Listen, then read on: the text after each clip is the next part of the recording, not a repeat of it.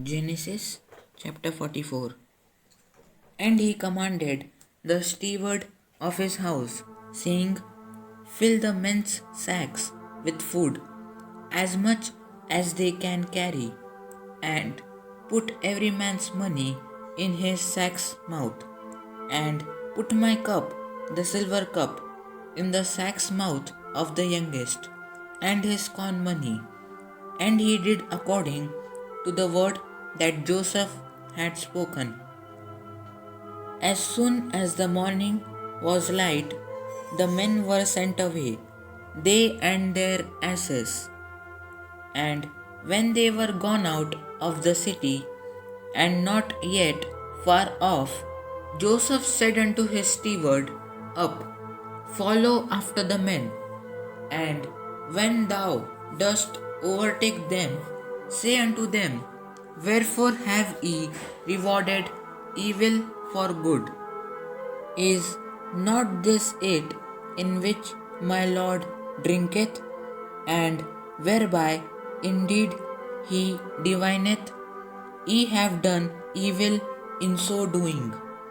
And he overtook them, and he spake unto them these same words. And they said unto him, wherefore saith my Lord these words?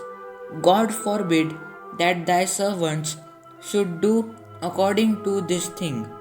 Behold, the money which we found in our sacks' mouths we brought again unto thee out of the land of Canaan. How then should we steal out of thy Lord's house silver or gold?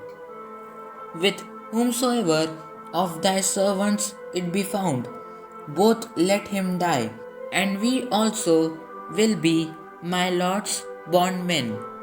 And he said, now also let it be according unto your words. He with whom it is found shall be my servant, and ye shall be blameless. Then they speedily took down every man his sack to the ground, and opened every man his sack. And he searched, and began at the eldest, and left at the youngest. And the cup was found in Benjamin's sack. Then they rent their clothes, and laded every man his ass, and returned to the city. And Judah and his brethren came to Joseph's house, for he was yet there. And they fell before him on the ground. And Joseph said unto them, what deed is this that ye have done? Wot ye not that such a man as I can certainly divine? And Judah said, what shall we say unto my Lord? What shall we speak, or how shall we clear ourselves? God hath found out the iniquity of thy servants.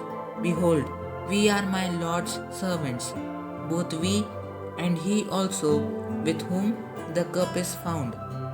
And he said, God forbid that I should do so, but the man in whose hand the cup is found, he shall be my servant. And as for you, get you up in peace unto your father. Then Judah came near unto him, and said, O my Lord, let thy servant, I pray thee, speak a word in my Lord's ears, and let not thine anger burn against thy servant, for thou art even as Pharaoh. My Lord asked his servants, saying, have ye a father or a brother? And we said unto my Lord, we have a father, an old man, and a child of his old age, a little one, and his brother is dead, and he alone is left of his mother, and his father loveth him. And thou saidst unto thy servants, bring him down unto me, that I may set mine eyes upon him. And we said unto my lord, the lad cannot leave his father, for if he should leave his father would die. And thou saidst unto thy servants, except your youngest brother come down with you, ye shall see my face no more. And it came to pass, when we came up unto thy servant, my father, we told him the words of my lord.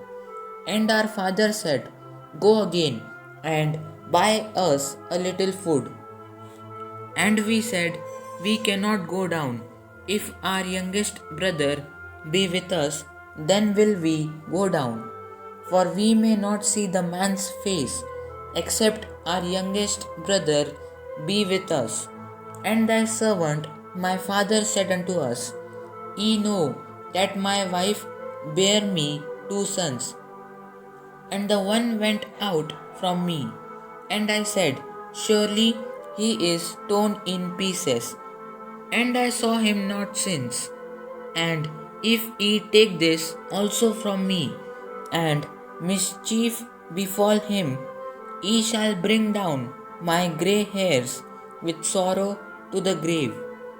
Now therefore, when I come to thy servant my father, and the lad be not with us, seeing that his life is bound up in the lad's life, it shall come to pass, when he seeth that the lad is not with us, that he will die, and thy servants shall bring down the grey hairs of thy servant our father with sorrow to the grave.